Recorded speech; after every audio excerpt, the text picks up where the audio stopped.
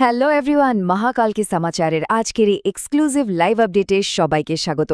যারা যারা লাইভটা দেখছেন চটপট একটা লাইক করে দেন আর চ্যানেলটা সাবস্ক্রাইব করে নিন। আজ আমরা পশ্চিমবঙ্গের সবচেয়ে বড় এবং লেটেস্ট কিছু ওয়েলফেয়ার স্কিমের ব্রেকিং নিউজ নিয়ে হাজির হয়েছি। নতুন কি কি সুবিধা আসতে চলেছে আর সেই সুবিধাগুলো পেতে ঠিক কি কি করতে হবে তার A to Z আজ ডিকোড করা হবে।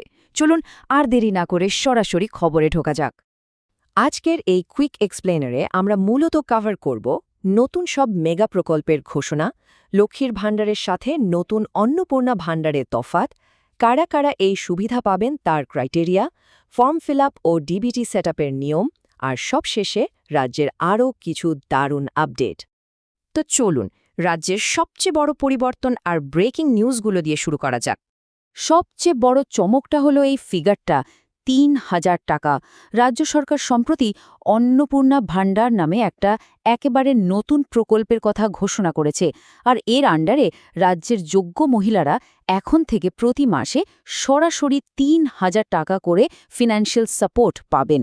ভাবা যায়, মহিলাদের আর্থসামাজিক অবস্থার উন্নতিতে এটা যে একটা বিশাল বড় গেম চেঞ্জার হতে চলেছে সেটা কিন্তু বলাই বাহুল্য। আর শুধু তাই নয়, এর সাথেই থাকছে আরও একটা ফাটাফাটি খবর। এবার থেকে মাত্র ৫ টাকায়, হ্যাঁ ঠিকই শুনছেন, মাত্র ৫ টাকা ভর্তুকি মূল্যে মিলবে মাছ এবং ভাতের মিল। সপ্তাহে ২ দিন রাজ্যের প্রায় ৪০০টা নির্দিষ্ট ক্যান্টিন থেকে এই সুবিধা পাওয়া যাবে। এত কম খরচে সাধারণ মানুষের কাছে ভালো পুষ্টিকর খাবার পৌঁছে দেওয়াই কিন্তু এর আসল উদ্দেশ্য। এবার আসা যাক সেই টপিকে যেটা নিয়ে সবার মনে সবচেয়ে বেশি প্রশ্ন। লক্ষ্মীর ভাণ্ডার আর অন্নপূর্ণা ভাণ্ডারের মধ্যে আসলে পার্থক্যটা কোথায়? তফাৎটা একবার খেয়াল করুন। বর্তমানে লক্ষ্মীর ভাণ্ডার প্রকল্পে ক্যাটাগরি অনুযায়ী মাসে ১৫০০ থেকে ১৭০০ টাকা পাওয়া যায়, রাইট? কিন্তু ২০২৬ সালের ১ জুন থেকে যখন এই নতুন অন্নপূর্ণা ভাণ্ডার চালু হবে, তখন সেই টাকার অঙ্কটা এক ধাক্কায় বেড়ে দাঁড়াবে মাসে ৩,০০০ টাকায়। মানে সাধারণ মানুষের জন্য এটা একটা ম্যাসিভ আপগ্রেড। এখন স্বভাবতই একটা প্রশ্ন মাথায় আসে, যারা ইতিমধ্যেই লক্ষ্মীর ভাণ্ডারের টাকা নিয়মিত পাচ্ছেন তাদের কি হবে? নতুন টাকা পেতে গেলে কি আবার প্রথম থেকে ফর্ম তুলতে হবে, আবার লাইন দিতে হবে? টেনশনের কোনো কারণ নেই, নতুন করে আর কিচ্ছু করতে হবে না। যারা বর্তমানে অ্যাক্টিভ উপভোক্তা তারা একেবারে অটোম্যাটিক্যালি নতুন অন্নপূর্ণা ভাণ্ডার প্রকল্পে মাইগ্রেট হয়ে যাবেন। তবে হ্যাঁ, উপভোক্তা যদি মারা গিয়ে থাকেন, অন্য কোথাও শিফট করে যান বা ভোটার লিস্টে নাম না থাকে, তাহলে কিন্তু এই সুবিধা মিলবে না। আর সিএএ আবেদনকারী বা যাদের কেস ট্রিবিউনালে আছে তাদের আইনি ফয়সালা না হওয়া পর্যন্ত পুরনো সুবিধাই চালু থাকবে। কারা যোগ্য? চলুন চট করে প্রকল্পের নিয়মকানুনগুলো দেখে নিই। যারা নতুন করে আবেদন করবেন ভাবছেন, তাদের ৩টে বেসিক শর্ত কিন্তু মানতেই হবে।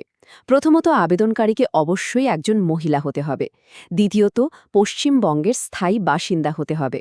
আর তৃতীয়ত, বয়স হতে হবে ২৫ থেকে ৬০ বছরের মধ্যে। ব্যাস, এই ৩টে মূল শর্ত পূরণ করলেই আপনি এলিজিবল। তবে একটু দাঁড়ান, কারা এই সুবিধা পাবেন না সেটাও কিন্তু জেনে রাখা খুব দরকার। কেউ যদি ইনকাম ট্যাক্স দিয়ে থাকেন বা স্থায়ী কিংবা অবসরপ্রাপ্ত সরকারি কর্মচারী হন, অথবা রাজ্য, কেন্দ্র, পঞ্চায়েত বা পুরসভা থেকে রেগুলার স্যালারি বা পেনশন পান, তাহলে কিন্তু তারা এই অন্নপূর্ণা ভাণ্ডারে ৩,০০০ টাকার জন্য যোগ্য বলে বিবেচিত হবেন না। এবার আসি সবচেয়ে ইম্পর্ট্যান্ট পার্টে। আবেদন করবেন কিভাবে আর টাকাটা অ্যাকাউন্টে ঢুকবে কিভাবে? এই ডেটগুলো কিন্তু ক্যালেন্ডারে ভালো করে মার্ক করে রাখুন। আগামী ২৭শে মে ২০২৬ থেকে অফলাইন ফর্ম দেওয়া শুরু হবে। দুয়ারে সরকার ক্যাম্প, স্থানীয় ব্লক অফিস, রাজ্য সচিবালয় বা পুরসভা থেকে ফর্ম কালেক্ট করা যাবে। আর ১ জুন ২০২৬ তারিখে প্রকল্পটা অফিসিয়ালি লঞ্চ হওয়ার পাশাপাশি অনলাইন পোর্টালটাও ওপেন হয়ে যাবে। ফর্ম জমা দেওয়ার আগে যে ডকুমেন্টসগুলো রেডি রাখা মাস্ট সেগুলো হলো আধার কার্ড, ভোটার আইডি কার্ড, ঠিকানার প্রমাণপত্র, নিজের নামের ব্যাঙ্ক অ্যাকাউন্টের পাসবই আর পাসপোর্ট সাইজের ছবি। লাস্ট মিনিটের ঝক্কি এড়াতে এগুলো আগে থেকে গুছিয়ে রাখবেন। এবার খুব মন দিয়ে শুনুন, শুধু ফর্ম জমা দিলেই কিন্তু হবে না। ডিবিটি বা ডাইরেক্ট বেনিফিট ট্রান্সফার সেট করা একদম বাধ্যতামূলক। প্রথমে ব্যাংকের সাথে আধার লিঙ্ক করুন, তারপর এনপিসিআই এর অফিসিয়াল ওয়েবসাইটে গিয়ে ভারত আধার সিডিং এনেবলারে ক্লিক করে চেক করে নিন আপনার অ্যাকাউন্টটা ডিবিটির জন্য ম্যাপ করা আছে কিনা। এই এনপিসিআই ম্যাপিং ছাড়া কোনোভাবেই কিন্তু অ্যাকাউন্টে টাকা ক্রেডিট হবে না, এটা মাথায় রাখবেন।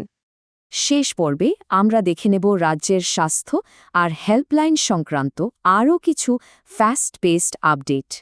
রাজ্যের স্বাস্থ্যক্ষেত্রের একটা মেগা শিফট হতে চলেছে। বর্তমান স্বাস্থ্যসাথী প্রকল্পের যারা উপভোক্তা, তারা আগামী জুলাই মাস থেকেই কেন্দ্রীয় সরকারের আয়ুষ্মান ভারত স্কিমের আওতায় চলে আসবেন। আগামী জুন মাসেই নয়াদিল্লিতে এই সংক্রান্ত চুক্তি সই হতে চলেছে। আর হ্যাঁ, রাজ্যের জনঔষধি কেন্দ্রের সংখ্যা ১১৭ থেকে ১,৪৫৯ করার একটা বড় প্রস্তাবও দেওয়া হয়েছে। আর একটা বড় রিব্র্যান্ডিং হলো রাজ্যের সিটিজেন হেল্পলাইনে। আগের মুখ্যমন্ত্রীকে বলো কর্মসূচির নাম বদলে এখন রাখা হচ্ছে আপনার সরকারকে বলুন। এর ফলে সাধারণ মানুষ নিজেদের অভাব অভিযোগ সরাসরি সরকারের কাছে পৌঁছে দেওয়ার একটা একদম আনকোড়া নতুন প্ল্যাটফর্ম পেতে চলেছেন। তো সব মিলে ভাবুন তো, মাসে ৩,০০০ টাকার ডিরেক্ট সাপোর্ট, মাত্র ৫ টাকায় ভরপেট খাবার, আয়ুষ্মান ভারতের মতো সেন্ট্রাল স্বাস্থ্য বিমা আর ডিরেক্ট সরকারের সাথে যোগাযোগের নতুন উপায়, এই সব কটা মেগা আপডেট আগামী দিনে বাংলার সাধারণ মানুষের ডেইলি লাইফে ঠিক কতটা ম্যাসিভ চেঞ্জ আনবে? আপনাদের কি মতামত কমেন্ট করে জানাতে পারেন। মহাকাল কি সমাচারের আজকের এই লাইভ এক্সপ্লেনার এখানেই শেষ করছি। ইনফরমেশনগুলো কাজের মনে হলে এক্ষুনি একটা লাইক করুন আর চ্যানেলটা সাবস্ক্রাইব করতে একদম ভুলবেন না। ভালো থাকবেন, দেখা হচ্ছে পরের আপডেটে।